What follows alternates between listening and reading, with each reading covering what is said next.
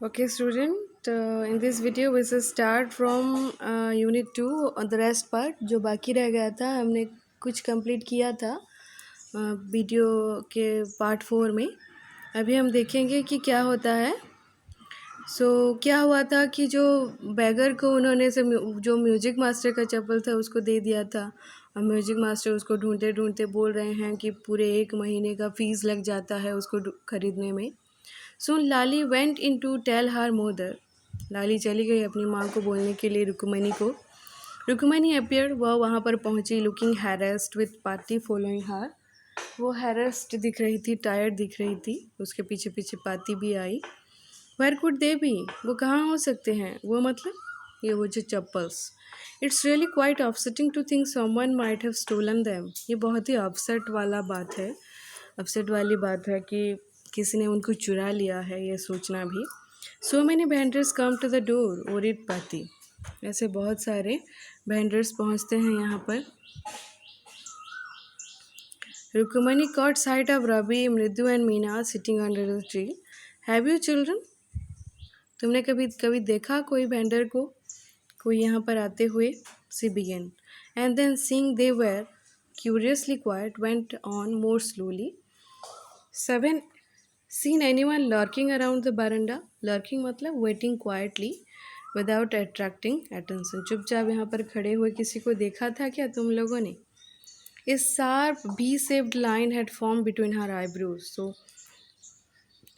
रुक्मणी के आईब्रो के बीच एक भी शेप्ड का लाइन हो गया था, जैसे कि वो बहुत ही ओरिड है, ये बता रहा था।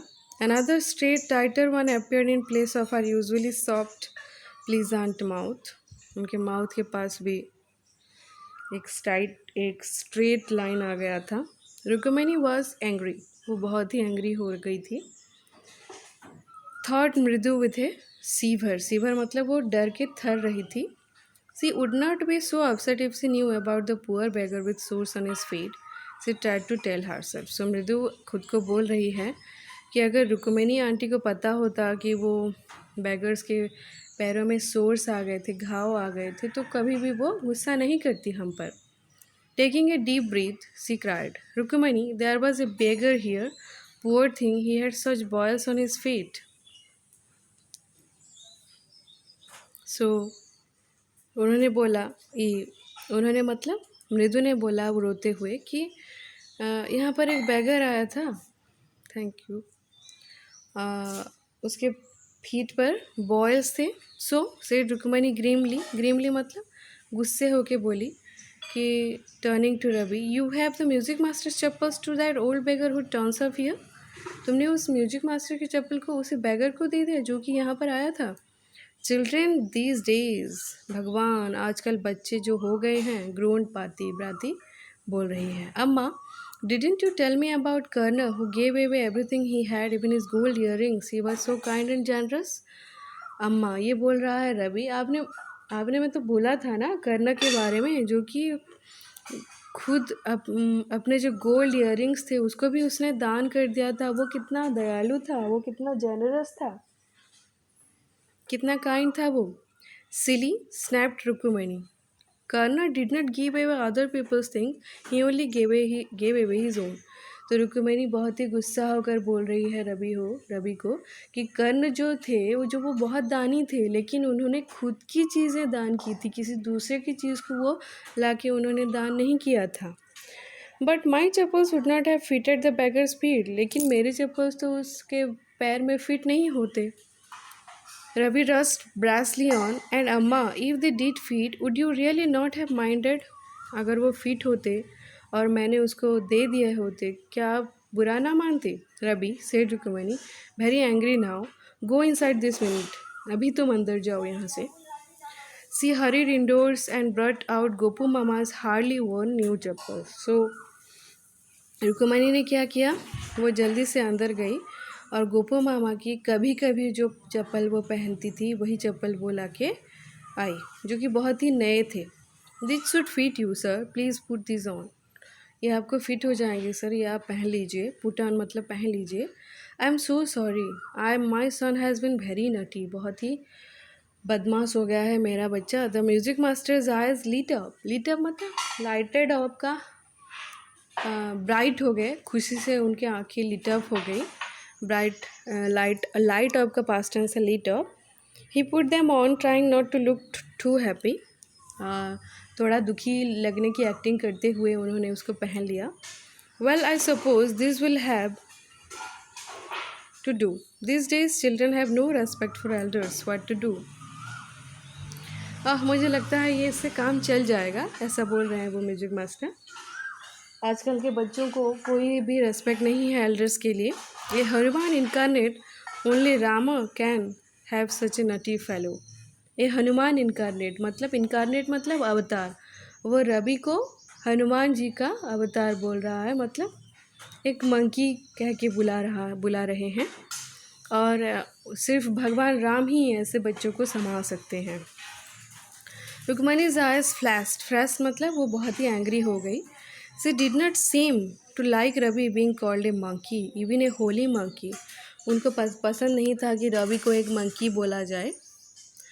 She stood stiff and stayed by the front door, it was clear she wanted him to leave quickly. और वो चाहती थी कि म्यूजिक मास्टर वहाँ से जल्दी से चले जाएं।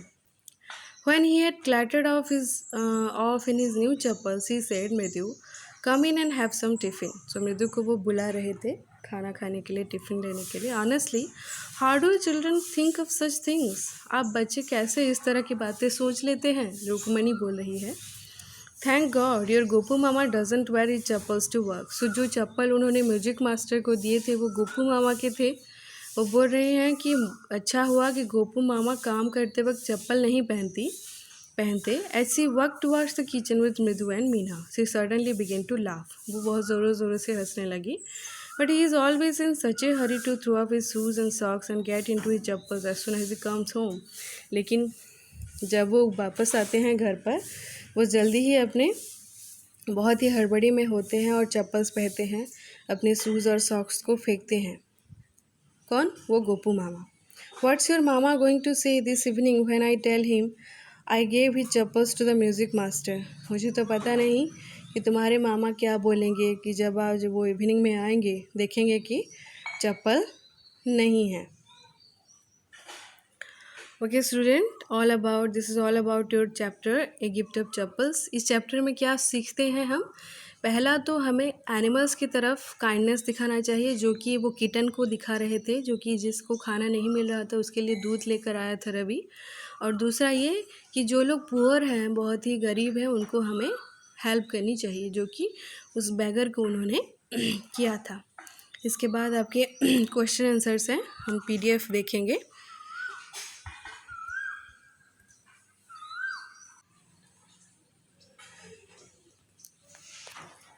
ये कॉम्प्रिहेंशन चेक में आपको पेज वाइज क्वेश्चंस के आंसर्स दिए गए हैं। यहाँ पर क्वेश्चंस नहीं हैं, सिर्फ आंसर्स हैं।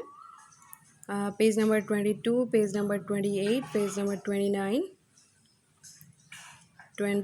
देन 30। उसके बाद वर्किंग विथ लैंग्वेज है। वर्किंग विथ लैंग्वेज में आपको ईफ क्लॉज में दिया गया है कुछ करने के लिए बुक में, और आपको वो देख के ये आंसर लिखना है। ईफ क्लॉज सेंटेंस में ईफ को बना, ईफ ऐड करके सेंटेंस को लिखना है। इसका आंसर्स यहाँ पर दिए गए हैं। दूसरा नंबर का आंसर यहाँ पर फिल इन द ब्लैंक्स है, जो कि वर्ब्स आपको पुट करने हैं वहाँ पर। और आंसर 3 है ईफ क्लॉज को यूज़ करके सेंटेंस को कंप्लीट करना। Okay students, working with language आपको ध्यान से देखकर करना है, क्योंकि ये एग्ज़ाम पॉइंट ऑफ व्यू से बहुत ही ज़्यादा इम्पोर्टेंट है, और ये आपके 8 और 9 क्लास में भी बहुत काम आने वाले हैं ईफ क्लॉज। सो आपको इसको ध्यान से देख के करना है answers. Thank you student for watching the video, and we have completed the chapter A Gift of Chapels. In the next class we shall see some other poem or other story. Thank you for watching the video. Bye.